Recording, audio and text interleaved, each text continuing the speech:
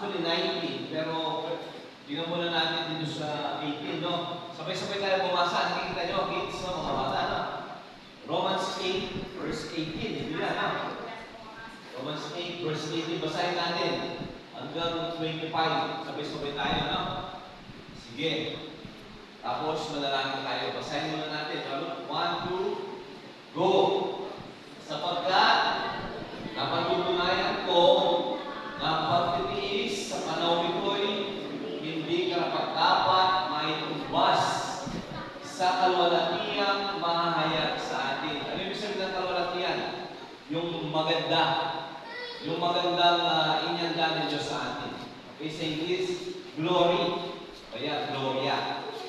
Verse 19 tayo, no? Sapagkat ang maninas na pagmimiti ng buong nilalang, ibig sabihin ng pagmimiti, yung sabik, no? Sabik na. Ng buong nilalang ay naghihintay ng pagkahayag ng mga anak ng Diyos. Verse 20, sapagkat ang buong nilalang, lahat yan, lahat ng nakikita nyo, stars, mga halaman, mga hayop, lahat, no? Buong nilalang ay nasakop sa kawalang kaguluhan. Kasi nasisira lahat yan eh. Hindi sa kanyang kalooban, kundi dahil doon sa sumako sa kanya sa pag-asa. Verse 21, siya pakinggan, na ang buong nilalang naman ay magiging laya mula sa pagkaalipin ng kabuluhan sa kalayaang maluwalhati ng mga anak ng Diyos. 22, sapagkat nalalaman natin na ang buong nilalang ay umihibig, umiiyak na siya.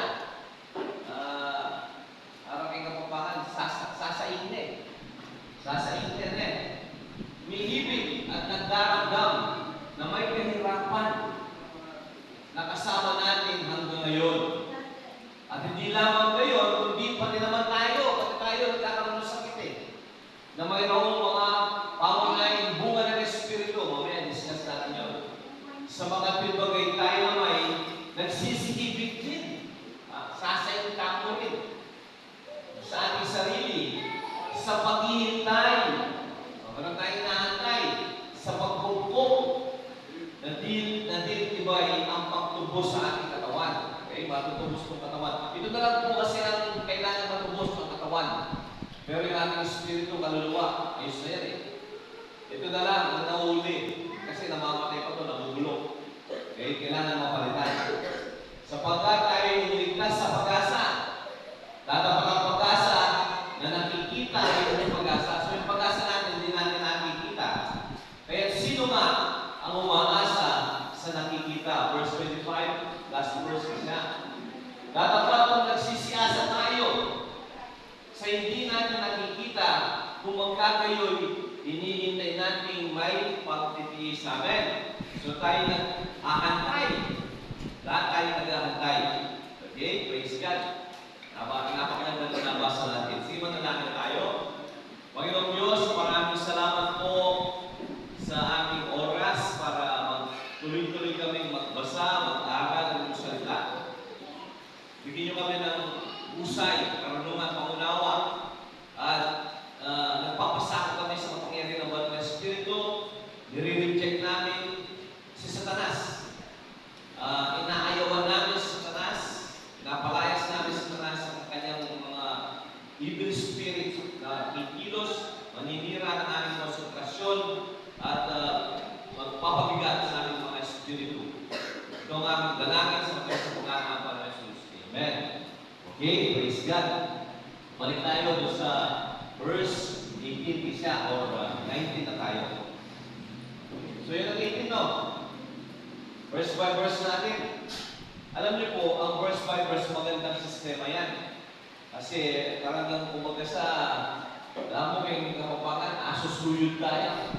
Asusuyod tayo, tamang hindi lang tayo talon-talon, asusuyod natin, no? Sapagkat napatutunayan ko na ang pagtitiis sa panahon ito hindi karapat-dapat may tumbas sa kalwalatiyang mayahay sa atin. Na-discuss ko na konti yan last Sunday. Dito sa mundo nito, meron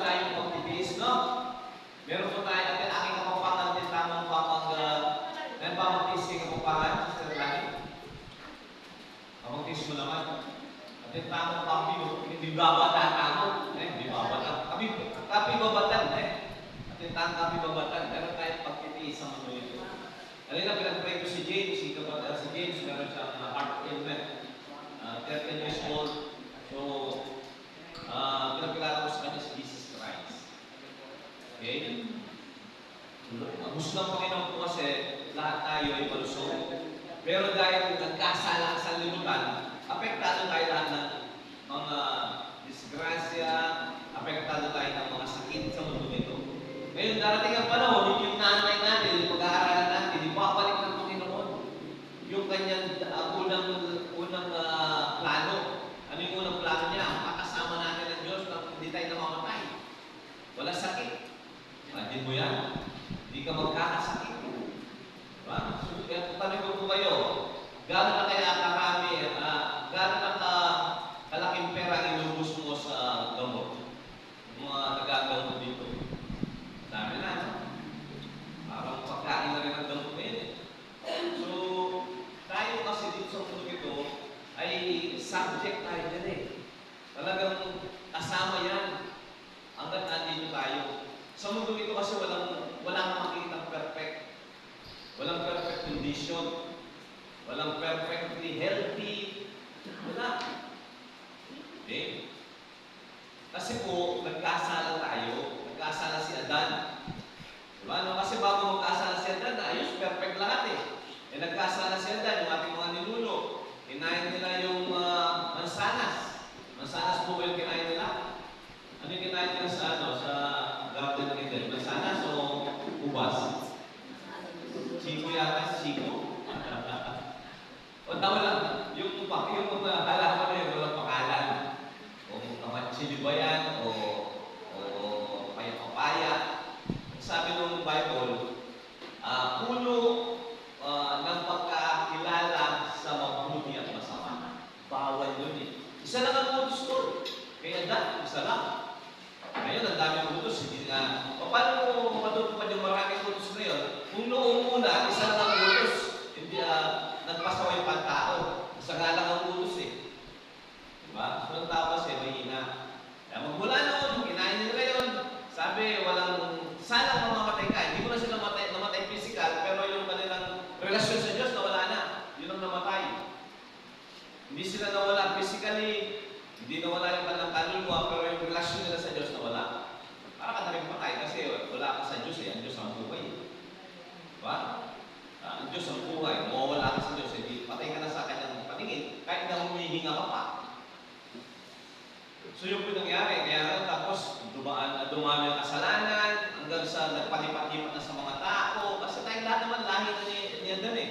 Sa panahon natin ngayon, ganun pa rin, namamatay yung tao noon, namamatay tayo, ganun pa rin.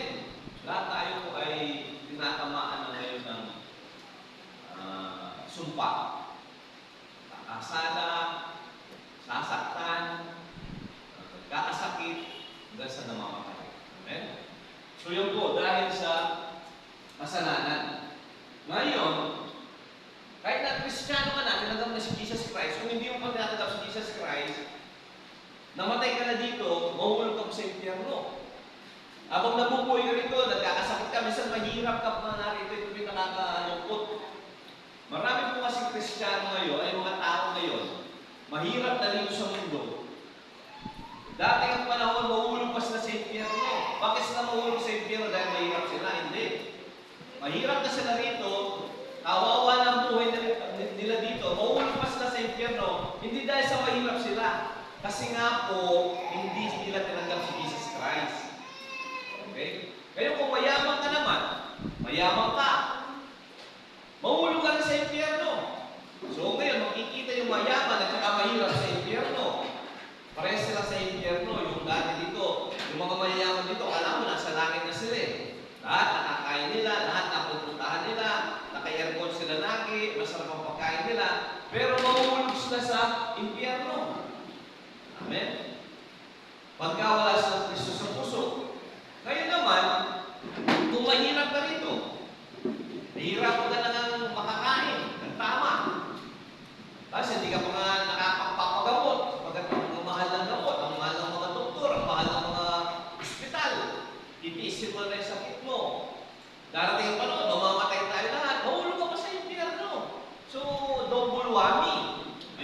rito, impyerno na ang buhay mo rito. Pumunta ka pa sa impyerno, di patok-patok ang pamalasan. Yung mga mayayaman naman, mayaman sila rito, kaso kung konti lang ang panahon nila rito, mabubuhay ka ng 70 years, 75, 80 years ka lang dito sa mundo ito. Eh sa impyerno naman, walang hanggan naroon, walang hanggan, walang katapusan. Naka 1,000 years ka doon sa impyerno, nagsisimula ka pa lang. Naka 3,000 years ka doon sa impyerno, nagsisimula ka pa lang. Napit na nararamdaman mo, nararanasan mo sakit ng apoy. Okay? Walay sa Diyos. Wala ka ng pag-asa. Kung dito, nakapag-drive ka ng magandang sakyan, kung mayaman ka doon, wala na. Kung dito, mayaman ka, kahit na buwan-buwan, nakakapag-report, nagpaparipan ka. Magaganda yung mga relo mo, pumunta ka sa abroad. Ito sa impyerno, pwede ka mapaparipan? Hindi na, sinusunod ka na ron. Diba? Wala na. So, yun ang problema ng tao ngayon. Mayaman, mahirap, pagka wala ng Kristo sa puso. Amen? Ngayon, ano solusyon natin? Sino yung napupunta sa impyerno? Yung walang Kristo sa puso. Mayaman, mahirap, kasi lahat nagkasala, mapupunta sa impyerno kasi wala sa Kristo sa puso. Ano ngayon ang solusyon? Kailangan meron kang Kristo sa puso. Kasi nga, napunta sila doon dahil wala sa Kristo sa puso eh. Ngayon, kailangan meron kang Kristo sa buhay mo. Tanggapin mo si Jesus Christ. Si Jesus kasi, namatay siya para sa iyo. Discuss ko yan kay James kanina. Mahal tayo ni Jesus Christ, namatay siya para sa atin. Hindi naman niya kasalanan yung pinamatay niya sa krus. Wala naman siyang kasalanan. Bakit siya namatay ng isang kamatay makasalanan? Kasi para sa iyo yun. Dahil ikaw ang nagkasala, mahal ka niya. Mahal ka na niya ng Ama, mahal ka ng anak na si Jesus. Nung mamatay siya, dinala niya ang kasalanan mo, kasalanan ko, kasalanan ng buong mundo, doon sa krus ng Kalbaryo, inilibing siya, pero hindi siya nanatiling nakalibing. Kasi po, kung nanatili siya nakalibing, eh, wala na tayong pag-asa. Yung tagapagligtas natin, nakalibing hanggang ngayon. So, paano tayo mabubuhay niyan? Kung ang ating tagapagligtas ay patay. Eh, ang gusto natin, buhay. Paano tayo mabubuhay kung ang ating pag-asa ay patay at nakalibing? Si Jesus po ay nanatiling nakalibing. Di ba? Hindi. Pagkatapos ng 3 araw, ano nangyari? Pagkatapos ng 3 araw ng kanyang pagkalibing, ano nangyari? Nabuhay o nabulog ang kanyang katawan? Nabuhay. Hindi nabulog. Nabuhay siya. So, pinagtagumpay niya ngayon ang kamatayan, pinagtagumpay niya ngayon ang impyerno para lamang doon sa mananampalataya, para lamang doon sa tatanggap sa kanya. Pwede po ang lahat ng tao eh. Pwede lahat ng maligtas. Pero hindi naman ang tao, hindi mo pwede mapilit kung ayaw nila eh. Di ba? Hindi naman namimilit ang Diyos eh. Ang ililigtas ng Panginoon yung mga gusto. Ang ililigtas ng Panginoon yung magpapaligtas. Yung aaminin nila wala silang pag-asa, aaminin nila makasalanan sila, aaminin nila papunta sila sa impyerno at kailangan nila si Jesus. Yun ang maniligtas. Ginawa niyo na po ba yan? Tinanggap niyo ba si Jesus? Sino na tumanggap kay Jesus Christ dito? Pakita sa gawain. Yes. Pagka tinanggap mo si Jesus, nasa siya ngayon? Nasa iyo, di ba? Pagka nasa iyo si Jesus Christ mo ba mauulog sa impyerno? Hindi, di ba? Nasa iyo si Jesus Christ. Paano kayo iulog sa impyerno kung si Jesus Christ nasa iyo? Kung nasulog ka sa impyerno, nasulog din si Jesus Christ sa impyerno. Hindi naman siya pwedeng nasulog sa impyerno. Tama mo ba? Sino ay napupunta sa impyerno? Yung walang Jesus Christ. Di ba? Bata, matanda. Pwede yan. Kaya nga, simple-simple na lang eh. Ang kaligtasan, napakasimple. Parang kumakain ka lang. Mahirap mo ba kumain? Sinong nahihirap kumain dito para mamaya yung pagkain natin na lang? Napakasimple na kumain eh, di ba? Pagka kumakain ka ba, ano ba, pinapakain ka, hindi ka naman papakululutuin pa eh. Hindi naman na, sabihin natin, okay, iluto niyo ako yung kakainin mamaya. Kung gusto niyo kakain, magluto kayo. Eh, mahihirapan pa tayo. Papaglutuin ka pa, papakainin ka lang. Eh kung halimbawa, niluto na yan, tapos pinakain na lang sa'yo. Halimbawa, meron tayong turon, no? Kumakain ng turon. Sino yung kumakain ng turon dito? Yung hindi kumakain ng turon, nakita ko, hindi kayo magtaas na kamay. Pag mamaya, kumuha kayo ng turon. Sino pakitaas ng kamay ulit? Sino yung kumakain ng turon? Pakitaas ng kamay. Okay, so at least malinaw sa atin. Mamaya, kumuha ka ng turon, hindi ka naman kumakain ng turon. Jadi, kasalanan pa namin ngayon. Pipilit ko kasi yung turon, hindi ko naman gusto. Okay? Ngayon, pagka niluto na Luto na. Malutong. Mainit-init. Anong gagawin mo pagka binigay sa'yo? Iluluto mo ulit. Ano gagawin mo? Oo, kainin mo na lang. Tama? Ganun ang ginawa ni Jesus Christ. Niluto na niya ang kaligtasan. Sa krus ng Kalbaryo, naghirap na siya. Kayo hindi naman naghirap, hindi naman kayo malengke ng saging. Hindi kayo nag-roll ng ng turod. Hindi kayo nagprito para masunog kayo doon sa mantika. Ibibigay na lamang. Sino yung naghirap sa kaligtasan natin? Si Jesus.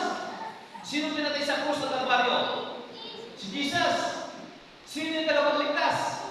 Si Jesus. Sino yung nilibing? Ikaw? Si Jesus. Sino yung nabuhay? Ikaw? Si Jesus. Ano gagawin mo lang ngayon? Tagapin mo lang siya. Siya ang ating pagkain. Siya ang ating pag-asa. Kumbaga siya ang ating turun. Tagapin mo lang natin siya. Luto na siya. Tagapin mo. Gusto nyo matagpin si Jesus Christ o ang impyerno? Gusto nyo tagapin ang Panginoon Jesus? Kanina si James, natap niya ang Panginoon Jesus na James. Nasa puso mo lang ngayon. Kaya na may sakit ka sa puso mo, dahil Jesus Christ na muna dyan. Ang Holy Spirit nasa ngayon. Nananarin natin na wala na Espiritu, lalakas sa'yo, lalakas sa ipan ng katawan. Sabi ko nga kay James kanina, dati ang panahon, dadalhin tayo lahat ng Panginoon sa langit. Sa langit po kasi, wala na may sakit. Dito, ang dami nating maintenance. Doon, bawal ang doon. Hindi ka pwedeng mag-business doon ng drugstore. Walang bibili. Ang pinaka-pangit na business sa langit yung mga punerarya, tsaka mga mercury. Walang namamatay doon eh. Walang nagkakasakit. Dito, mabili yan. Kasi lahat ng tao namamatay, lahat ng tao nagkakasakit. So, ang dami ng kliyente. Sa langit, wala. So, hindi ka pwedeng magpatayo doon ng punerarya. Wala na makakamit. Ayaw lahat doon, forever. Imagine mo yan. Forever. Habang walang hanggan.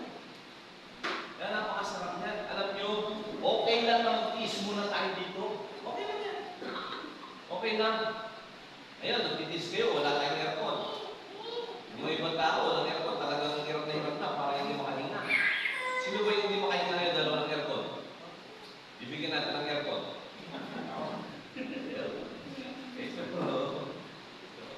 Okay na mag-kiss muna tayo ngayon. Minsan, galing pa kayo ng malayo, yung mga taga-Santa Rita, malayo. Kiss nyo kung kayo dito. Sana, nanonood na kayo ng kung ano-ano. Sa bahay, pero nag-kiss kayo. Yung ibang pagtitis, pinipintasan kayo, di ba? Pinipintasan kayo. May naririnig na kayo sa mga friends nyo. Ay, bang religion na to. Sabi siya, tatawagan ka ng pastor. Hindi ka pa naman pastor. Sisimula ka pa lang, tatawagan ka ng pastor. Kung saan mo talagang pastor ka na. Ano lang yan, nahihirapan tayo. Alam niyo, sa Pilipinas, mag-aan pa nga eh. Napagaan dito. Sa ibang bansa, sa China, sa Iran, pinagpapatay yung mga Kristiyano. Pero tuloy-tuloy pa rin sila. Dami tuloy sila dumami. Tago-tago nga lang. Tatago sila, hindi nagpapakita sa mga polis. Sa gobyerno kasi bawal. Dito nga hindi bawal eh. Hindi naman tayo bawal mag-ipon. Pagtitiis din po lahat yan. Pero sabi na dito, sapagkat napatutunayan ko, sabi ni Pablo, si Pablo maraming pagtitiis. Ay, grabe ang pagtitiis ni Pablo pagka nabasa mo yan sa mga sulat niya. Sobrang pagtitiis ni Pablo. Hanggang sa pinatay siya. Hindi ako nagkakamali. Inuubo niya sa ulo o pinako sa krus. Si Pedro, pinako sa krus. Okay. Meron silang pagtitiis. Okay. Sapagkat napatutunayan ko na pagtitiis sa panahon nito, hindi karapat-dapat may tumba sa kalwalan niya mahayag sa atin. Kasi merong magandang inihandaan Diyos sa atin. At ito hindi 70 years lang. Ito hindi 100 years lang. Ito'y forever, eternal. Amen? Napakaganda nun. Ngayon, pagka tinanggihan mo yan, may impyerno ka. Pag ayaw mo yan, walang magagawa ang Diyos para dali ka sa langit. Ayaw mo eh. Dadalhin lang ng Panginoon sa langit kung may gusto. Libre na nga eh. Pero kahit na libre, hindi pagpipilitan. Tama? Hindi pagpipilitan. Mamaya, meron tayong turun. Kahit turun, no? Ang problema ko, dalawang problema ko mamaya sa turun eh. Baka magbulang. Pagka nagbulang ito, nawawa yung mga nila kakain. Pangalawa, hindi pwedeng itong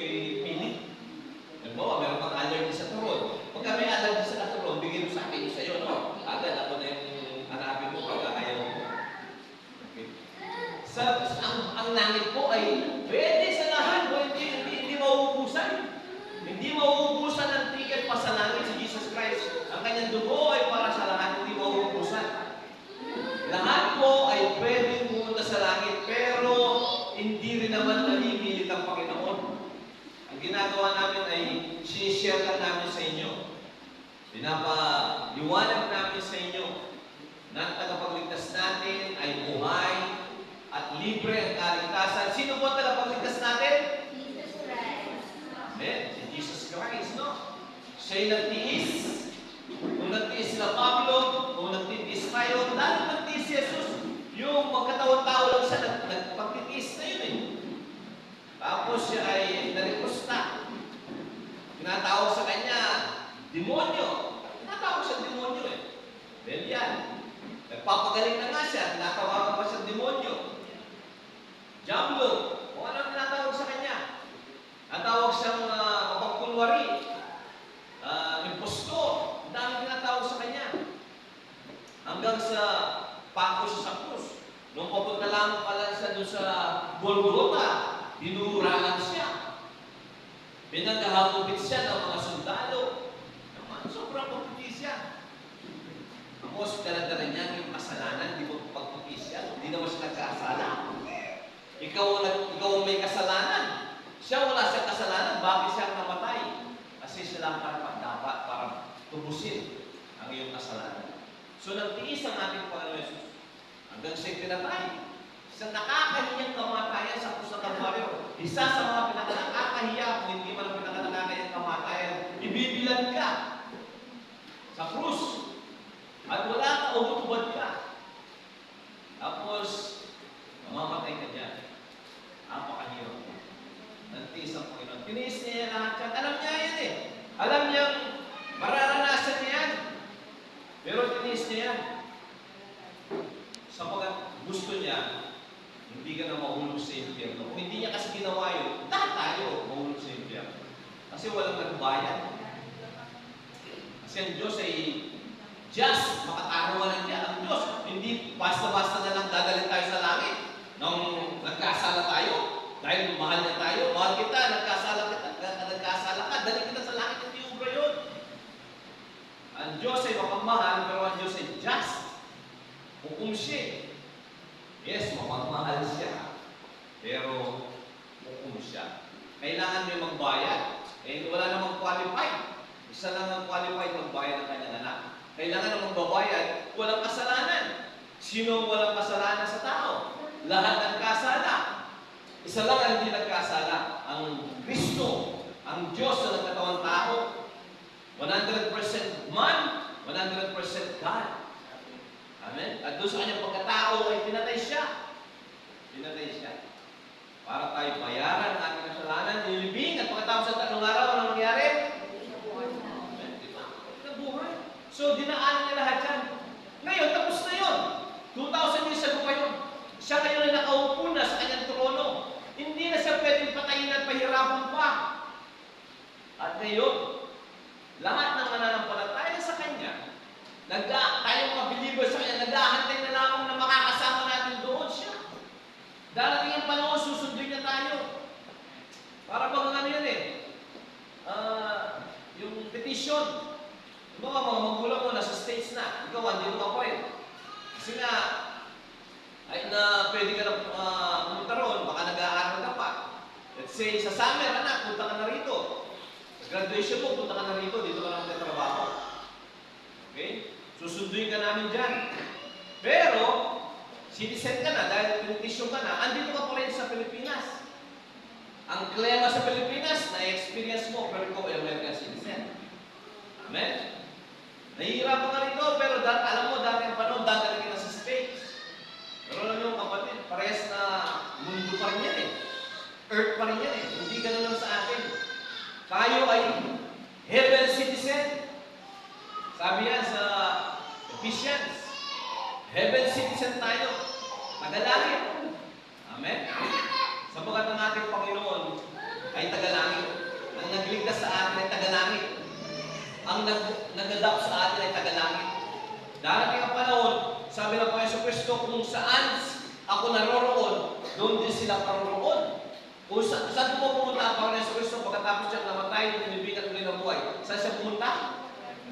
Namatay, di ko ba? Dinibing. Tapos muli nabuhay. Pagkatapos doon, saan siya pumunta? Sa langit. Saan tayo pumunta rin? Bakit? Kasi andun siya eh. Di ba? Kung saan ang ating Panginoon, doon din niya tayo dadalhin. Physical, spiritual kasama natin siya ngayon. Ang Espiritu Santo kasama natin ngayon. Lahat ng buhay ni Jesus Christ nasa atin ngayon, spiritually. Pero sabi ko nga sa inyo, mamaya mababasa natin, ito na lang. Last na lang ito, last redemption. Katawan na lang. Saglit, isa na lamang ang naiiwan pa. Ito na lang ang kailangan maligtas. Mapalitan. Amen? So, hindi natin pwedeng itumbas ang mga nararanasan nyo. Huwag kayo masyadong reklamo na reklamo. Amen? Sabi nga ni Pablo, di ba nga kayo dumadanak na dugo? Na Pablo, talagang nahihirapan. Pag kami konting hirap, huwag kayo reklamo. Masalamat nga kayo, it's an honor kung kayo pinipintasan dahil sa pangalan ng Panginoon sa Kristo. Pero halimbawa, nahihirapan ka dahil tamad ka, nahihirapan ka dahil nagnanakaw ka, hindi yun. Dapat talaga maghirap ka dyan. Pero yung naghihirap ka dahil nagtitis ka mga kay Jesus Christ, ayos lang yan. Huwag tayo mareklamo. Kasalanan yan eh. Alam niyo ba ang kasalanan ng mga Israelita sa desyerto? Mareklamo. Pagka mainit, sobrang init. Pagka malamig, sobrang lamig. Walang tama. Okay? Pagka ganyan po, tatamaan ka sa Panginoon. Kaya mareklamo. Kasi ang Panginoon, tiniis niya lahat siya.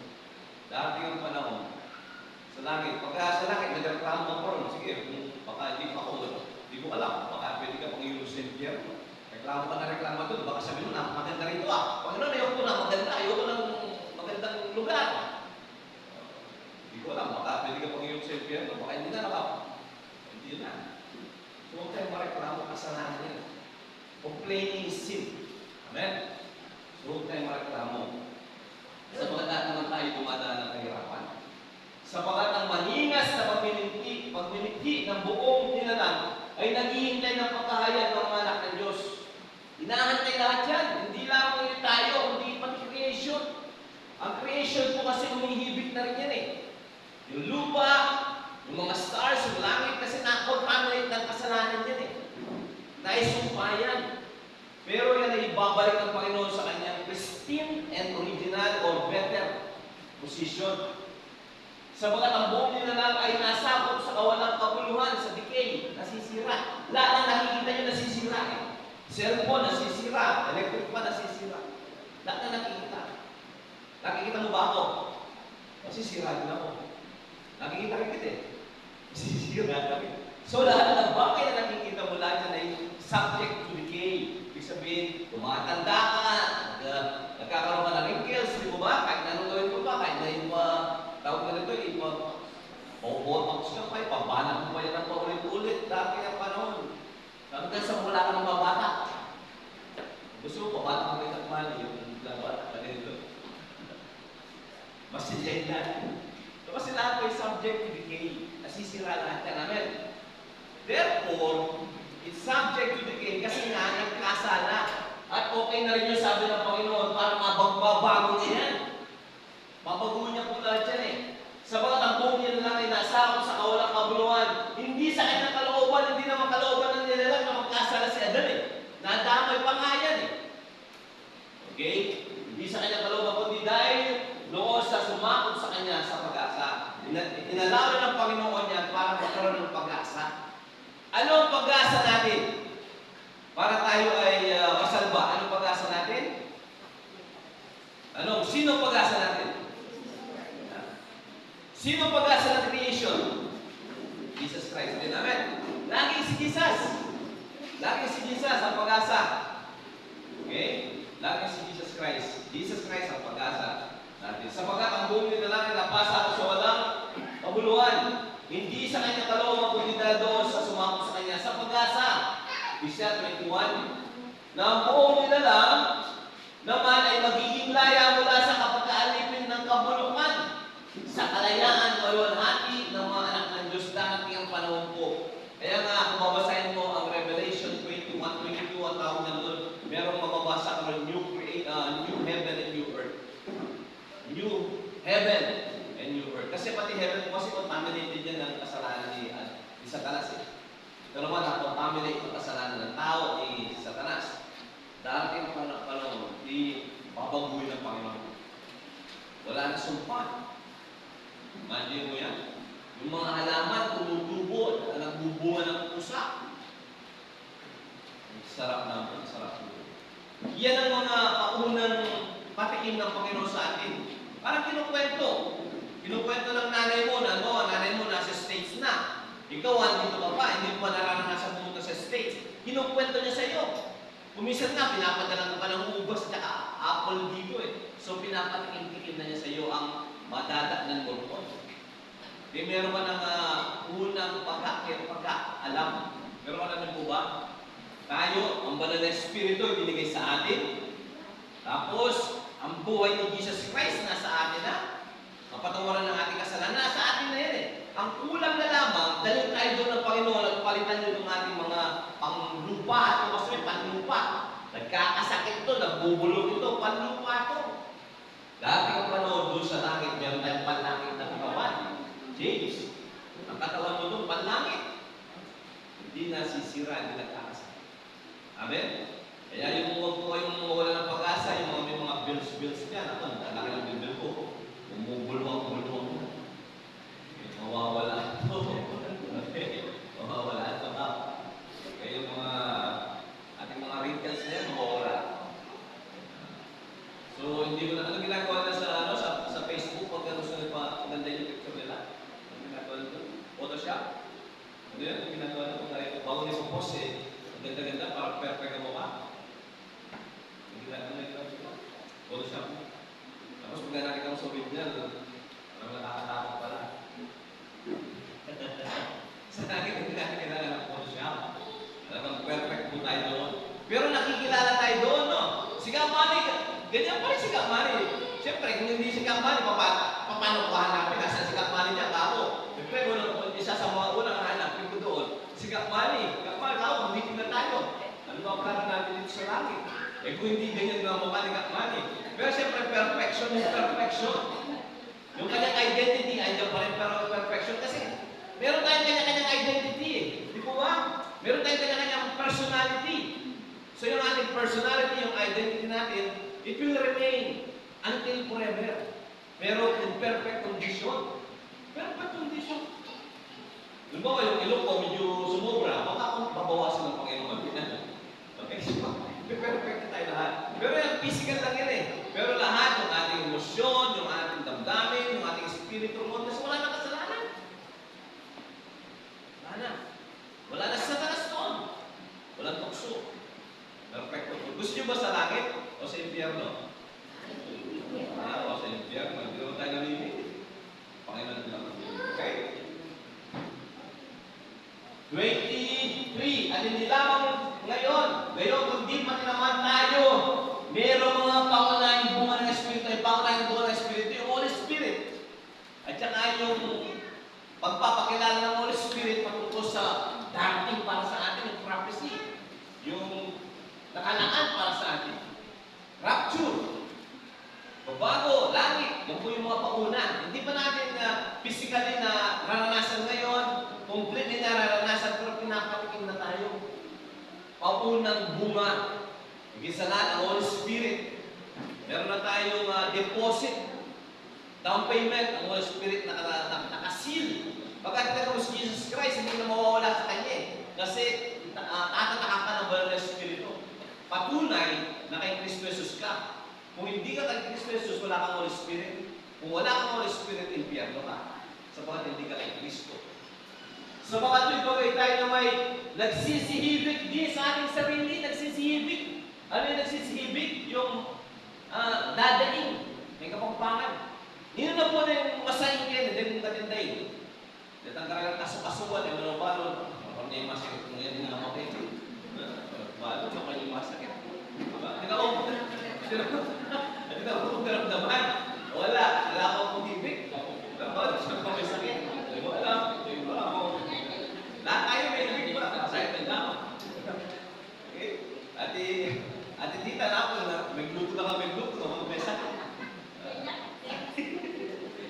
ate mo.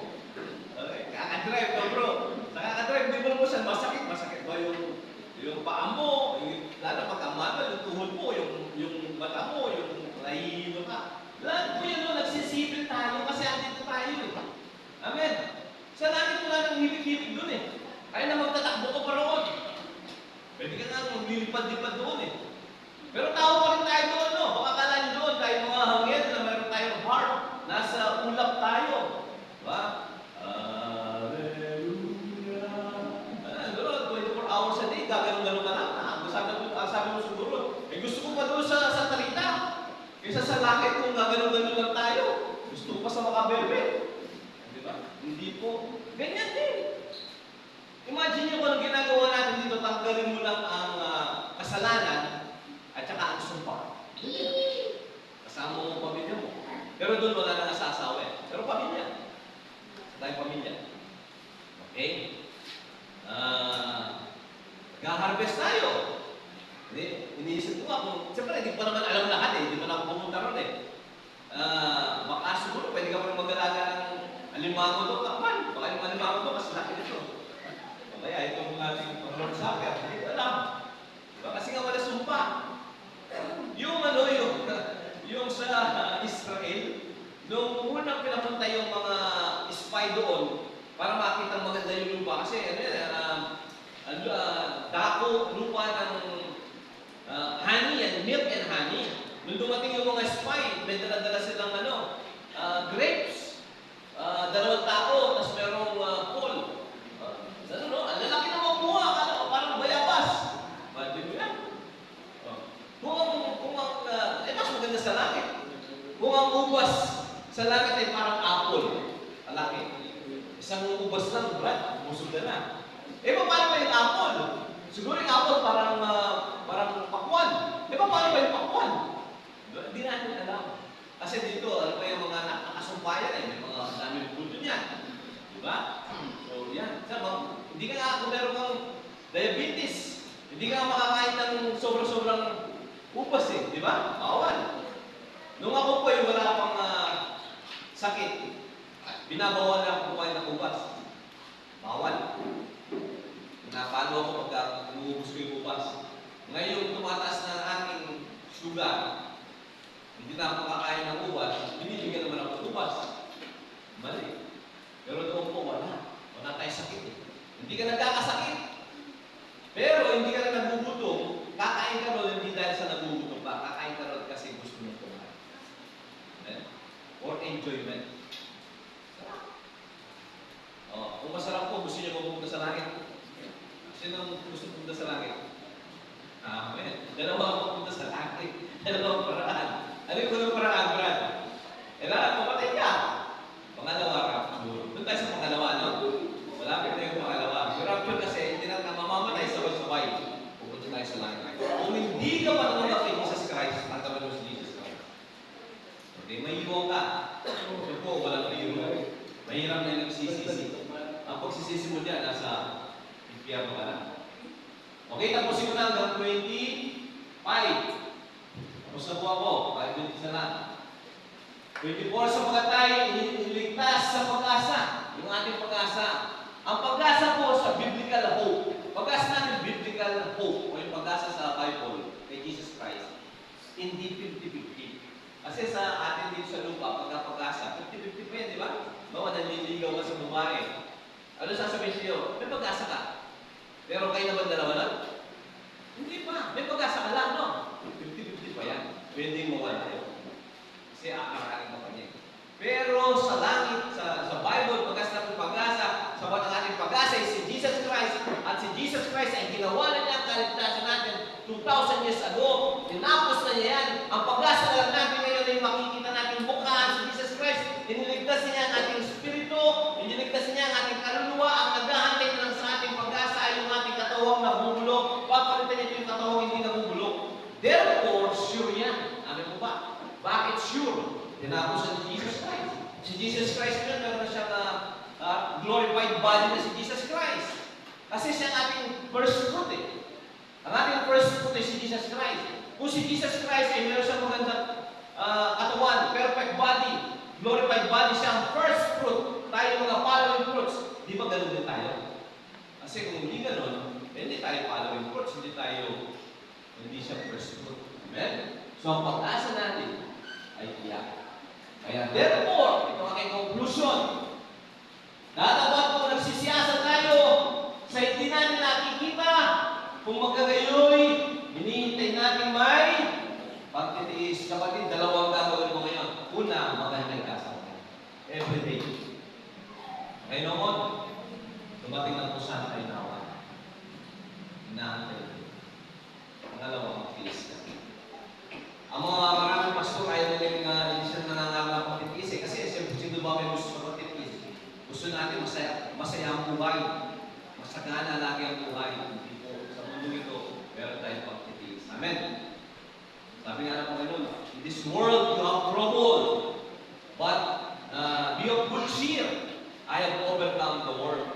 Meron tayong pagtitiis, pero meron tayong pag-asa.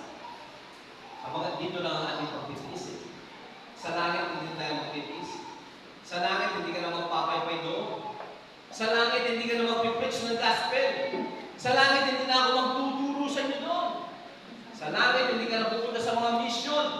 Sinong ni-missionan mo ron para maligtas? Lahat ng tao doon ay ligtas na. Saan ka ngayon magtitiis? Saan ka magtuturo ng mga bata para maligtas? Saan ka pupunta para mangaral ng mabuting balita? Ngayon yan, sa panahon natin sa lupa. Kung halimbawa, dumating na mamaya si Jesus Christ. Salamat sa Panginoon kung magpatong natin tatlo ito kahapon, nangaral na sila ng mabuting balita. Amen?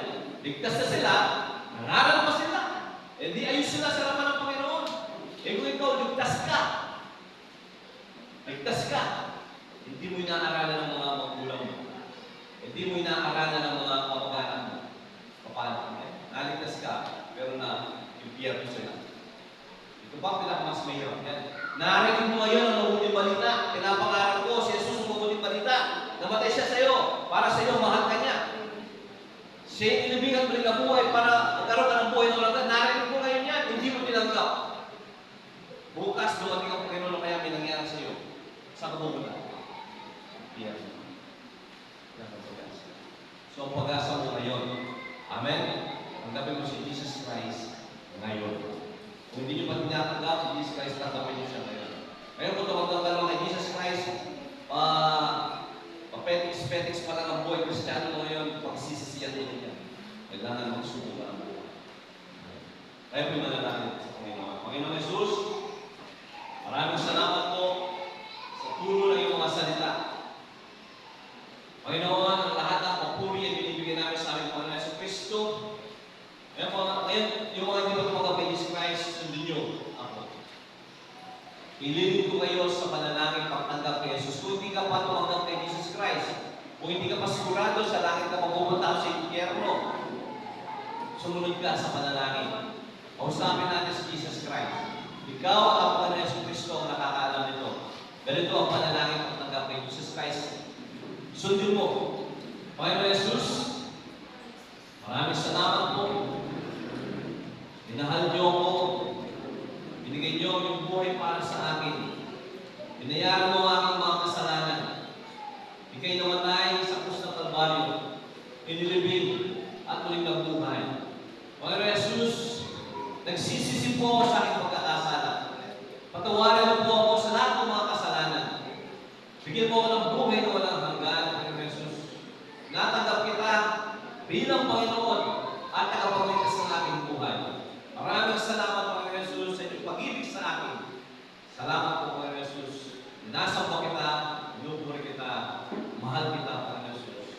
Amen. Amen. God bless po sa ating lahat. Ay natin ay tumayo para sa ating worship.